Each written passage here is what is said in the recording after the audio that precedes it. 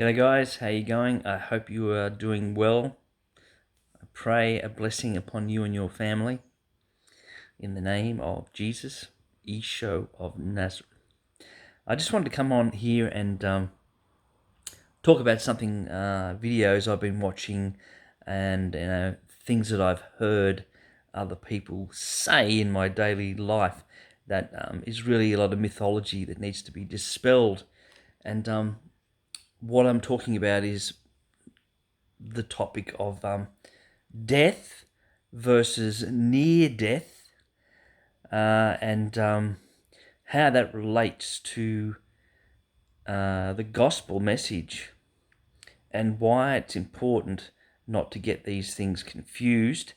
And the other aspect of it is this kind of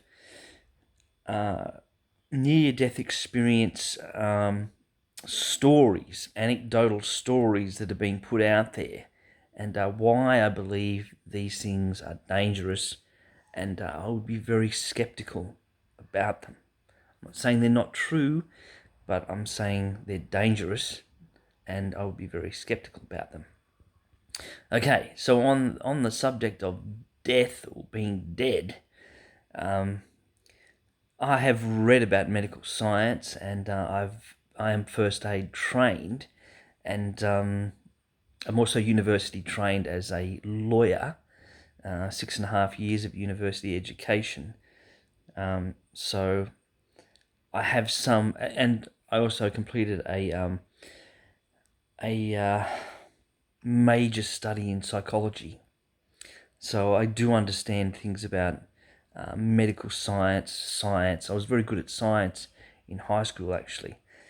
But I've read into the phenomenon or the aspects of death from a kind of a forensic point of view as well. Because I was involved in police work for a little while as well, and was interested in that, in a forensic sort of way, forensic science and stuff like that. Fascinated by those kind of subjects. But anyhow, to make a long story short, the point of this is that there is medical and scientific information out there in relation to the phenomenon of death or the state of death of human beings. And one of the things that I researched when I was looking at the death of Jesus on the cross, because people quite often ask the question, how do we know that it wasn't just a hoax, that he was not just near death and, and was revived or something by the disciples. So these are kind of very old arguments that are against Christianity, and these kind of things are still perpetuated and propagated to this day. Oh, he wasn't actually dead, he was just nearly dead, and he was taken down and resuscitated. Well, there is clear evidence in the Bible that completely blows it out of the water and refutes it. Okay, so I'm talking about the account in the Gospels of the Roman soldier who is there at the crucifixion, and he comes along with a spear and thrusts it into the side of Jesus while he's on the cross. This is a test the Romans had, because the Romans were experts at killing, you see. This is the thing about it, and this is what makes this evidence irrefutable. The Romans were experts at killing. They knew when you were dead and when you were not dead.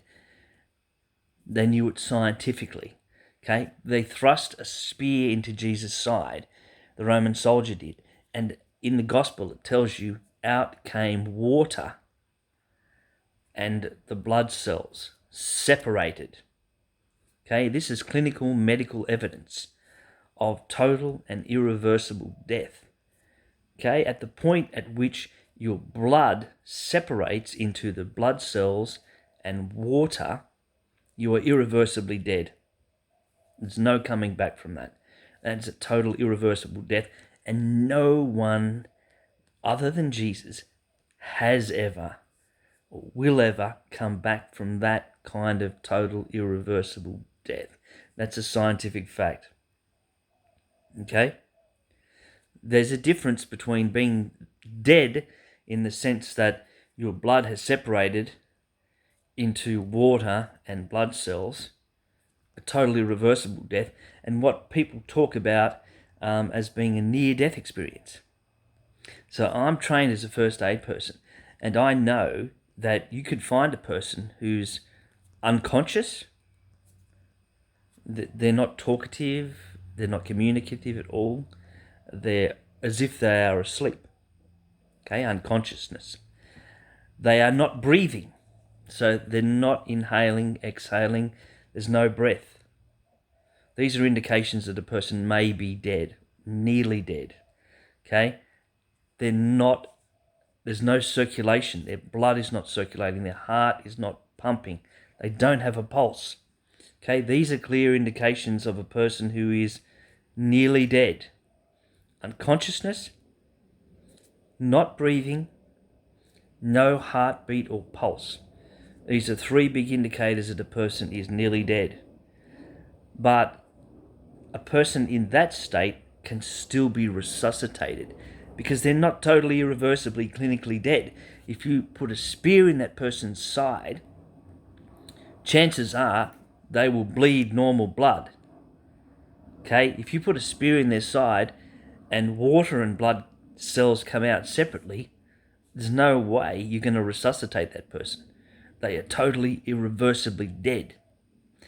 But if they are nearly dead, you can resuscitate them. Okay? You can do CPR, cardiopulmonary resuscitation. Okay, where you're breathing air into their lungs, you're pushing the blood around their circulatory system, and that will revive them. They weren't brain dead, totally brain dead, at the point where there's no brain activity. They were nearly dead because they'd stopped breathing, their circulation had stopped, and they were unconscious, nearly dead. That is very different from being totally and irreversibly clinically dead. Okay, make that very clear. People don't come back from the dead every day in hospitals. They don't. That is a lie, and do not believe it. Okay? The death that Jesus died was total and irreversible by any known scientific means. When he was resurrected, that was not a normal, natural thing that could have happened to a human being. It is, in essence and nature, of a supernatural, a divine origin. That is the only way that could have happened. Supernatural, because he came back from a totally reversible death. Nobody can, nobody has, nobody will. Near-death experience is completely different. Person can be revived from that. Okay, now touching on the issue of near-death experience, there's a passage in the Bible that talks about the idea that there's a chasm between heaven and hell, so that if you go to hell, you cannot come back from there.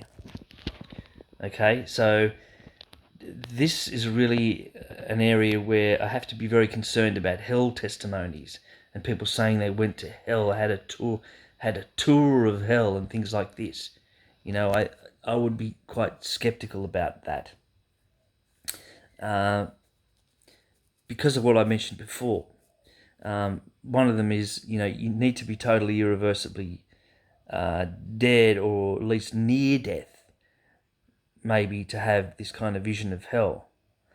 But the idea that if you've been to hell, you can come back from it, is refuted by accounts in the Bible scripture, which tell of a man who had died and gone to hell, and he cried out and said, and tried to get a message basically to the other side, and he was told that was not possible because there'd been a chasm through which he could not pass. And the message was clear that even if you had prophets, and people like Moses who told you about Jesus and God and the gospel message, and the message of salvation, if you didn't believe them, you would not believe somebody who came back from the dead. This is kind of paraphrasing what is said in the Bible.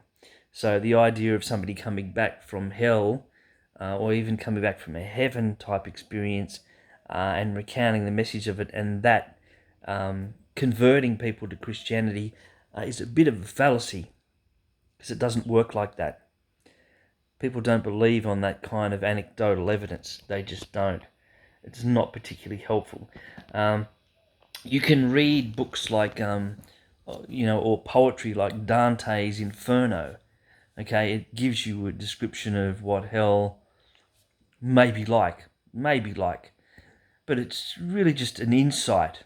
It's really just kind of an inspiration, which is what poets and writers use. Inspiration, whether it was divinely inspired or just, you know, a normal kind of inspiration of a man that had read the Bible or whatever. Dante had given this account of a place, from what he knew from the scriptures, that hell was described as, and the moral implications of that. And he kind of categorized. He'd been able to kind of work out categories of sinfulness, I suppose you could say. From light levels of sinfulness down to violent levels of sinfulness, down to the worst kind of sinfulness, which was a direct person, excuse me, direct personal betrayal of God Himself, which is what Judas did.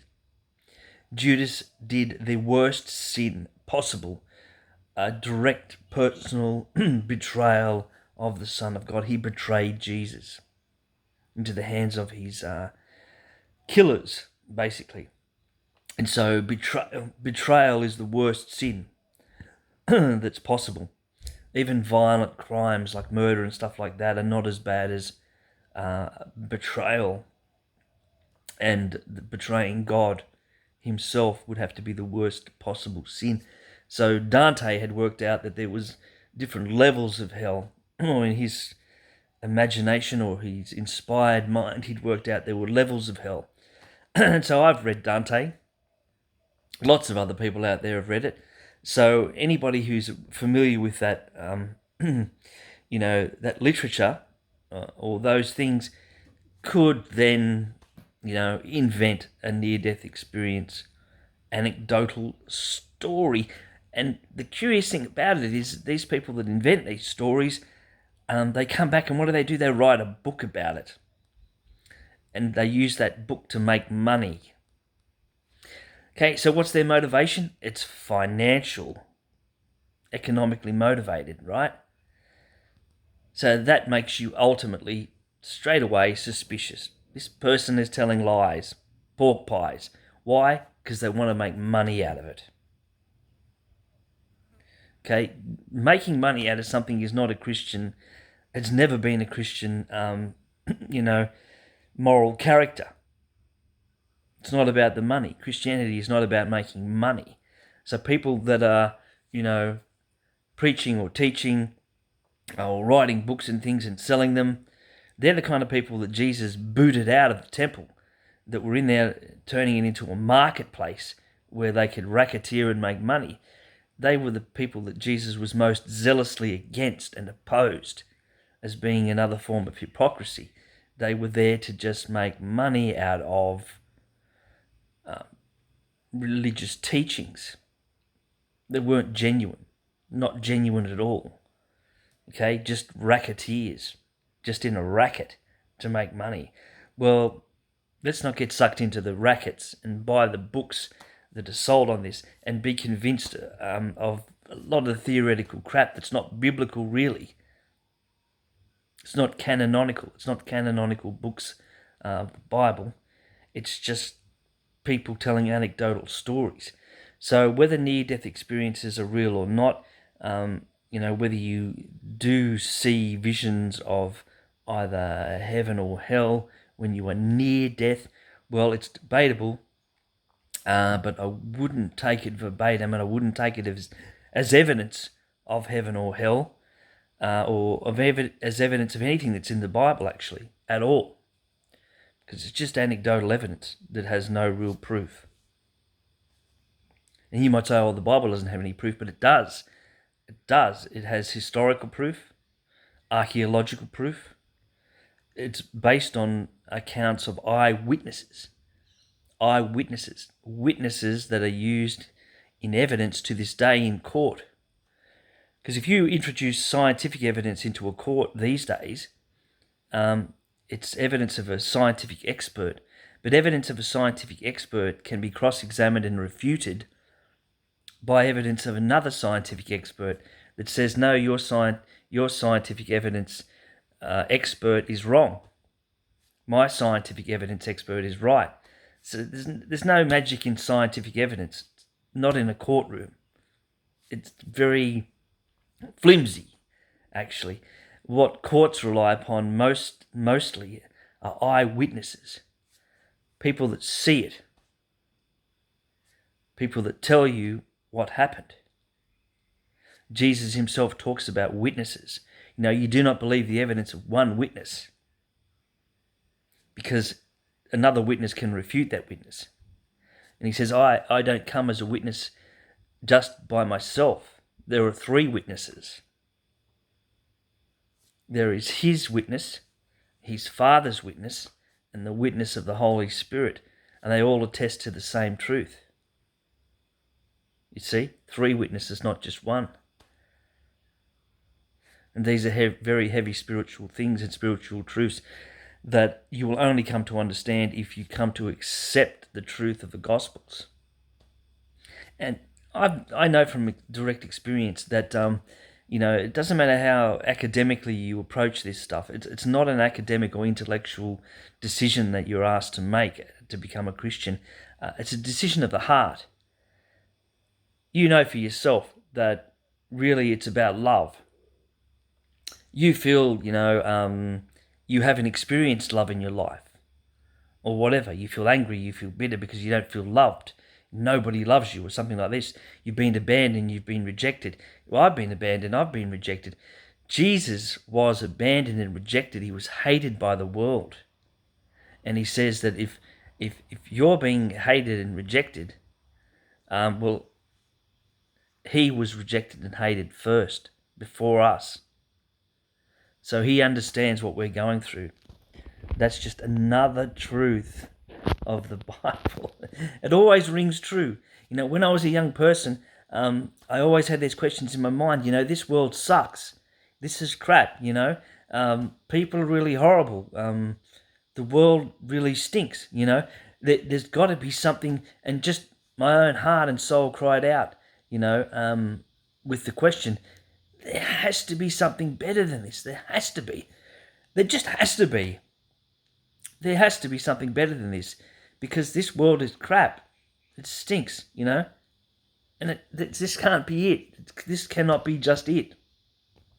It doesn't make sense, It's just not possible that it can be just this world and just the horrible things of this world. This cannot be the ultimate, the be-all and the end-all. That was just a yearning of my heart and something that I felt was just true. It had to be true. There must be something more than this. And I guess that seeking and searching is what compelled me. And I asked a lot of questions before I became a Christian and believed. A lot of questions. I never stopped asking questions, But I always found the answers. When I went searching for the answers to the questions, I always found them. And the truth of them was always compelling. If I was willing to actually investigate and look for the answers, I always found them. I remember one time sitting down and saying, look at the genealogies, there's something wrong here. There's going to be a mistake, leading up to the flood. I thought, well, look at the ages that are mentioned in here, all the ages of the guys. I bet you there'll be a mistake in this, like an accountant or a bookkeeper or something saying, here we go. We're going to find how they've rigged the books here, and there's going to be a mistake in this stuff, and there's going to be hundreds or thousands of bucks that they've, hidden away somewhere and it's not on the books, right? So let's check it out. So I did that. I went through the genealogy accounts of all the people that lived and died leading up to the flood, and I thought, I bet you there's somebody there that's still alive after the flood, but they couldn't have been alive after the flood because there were only certain people saved in the ark, right? I thought there's going to be a mistake in it. So I went through, added it all up, all the ages, Methuselah lived to whatever he was, over 100 years old or something, and then he died, and then, and Enoch and all these guys, and then he died, and I went through and methodically worked it all out, and it all added up perfectly. There was one guy that died the same year. He died the same year that the flood happened, just before it happened, and then the flood happened. So they were all dead. All the people that were mentioned in the genealogies leading up to the flood were dead, except Noah and his family. There was no mistake in it. There wasn't a mistake in it. Boom. It hit me, This thing is true. This thing is real. This Bible is real and true. You can't punch holes in it. It is the anvil upon which all hammers have been broken, down through the ages. People have hammered away at the Bible. That's not true, it's not true. There's a flaw in it, there's something wrong with it. And they just bust their hammer in the process. Because it is true, it's unbreakable. So don't go concocting stories about the idea that people can come back from the dead. They don't. They can be resuscitated and revived, and people have near-death experiences. But once again, the truth of the near-death experience quite often can be just concocted by people who want to financially benefit out of it. And there was a prominent Australian person, I won't mention his name, that died, was near death, and who was revived, and who came back and said that he saw nothing. He saw nothing. There was no heaven and no hell. Well, this person is not a Christian, doesn't believe in God. So obviously somebody who does not believe in heaven or hell would never see them when they died. They would never see heaven or hell necessarily in a near-death experience because they don't believe in it. So they're not going to see it, are they? And what's more, if they're a wealthy person, there's nothing financially to gain from a story that they saw it. They don't want to come back and write a book about it. They couldn't be bothered. They're already wealthy. So there would be no point for them to concoct a story about a near-death experience where they had a tour of hell or they met Jesus. Okay, there's no financial incentive for them. So they just tell it like it is. I didn't see anything in a near-death experience. And that's probably what most people actually experience. They don't see anything. It's a blackout. And then they wake up when they're revived. And then they concoct a story. Think about it. Use your own common sense. Okay? So just in ending this up, basically, Jesus is the only person that's ever historically come back from being actually really dead. He did it miraculously, supernaturally, because he was the Son of God. He is the true Messiah of the Jews. He was crucified, he did die, he did rise in 3 days. He is the King. He will come back to judge the living and the dead, and his kingdom will have no end when it does happen, when he does come back.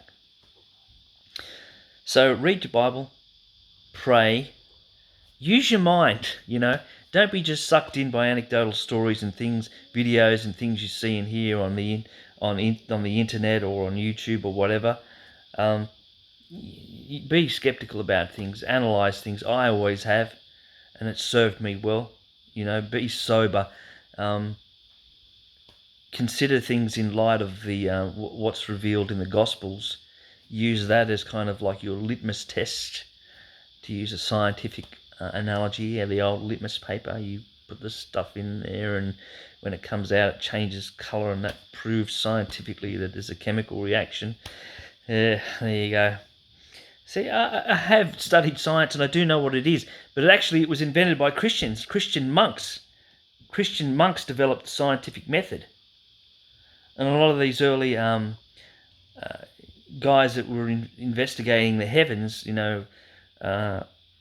astronomers and people like that, they were Christians. Yeah, so there you go. People forget things like that. They think, Christians are very narrow-minded. They're not into science and stuff like that. We're not narrow-minded, and we're not opposed to science. Science is simply a method of observation, but it's a very narrow method of observation. Very narrow, and has this plodding kind of methodology, which means that most likely the things that you can prove scientifically tend to be mundane, because they're easily repeated. Things like if you light a Bunsen burner if you put a flame next to a Bunsen burner that has a methane gas coming out of it, it will ignite. Big deal, and you can repeat that over and over again. That's a very mundane fact. But it's impossible to work out things that are much more complicated than that.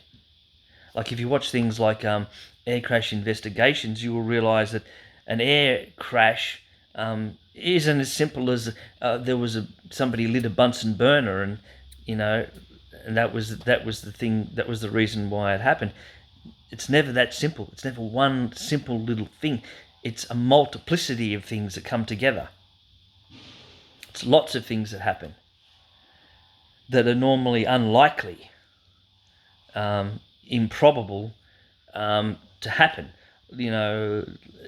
Almost like the way magic works. It's like a form of black magic. An aircraft accident is like a form of black magic, but it's virtually impossible to predict and replicate, because there's so many multivariant factors, in these things, like the weather, the lighting, the wind condition, something malfunctions, the pilot makes a mistake, doesn't flip the right switch, the co-pilot makes a mistake, doesn't pick it up, the air traffic controller makes a mistake, gives them a misdirection, an instrument malfunctions, there was a lightning strike, which hits one of the tail things.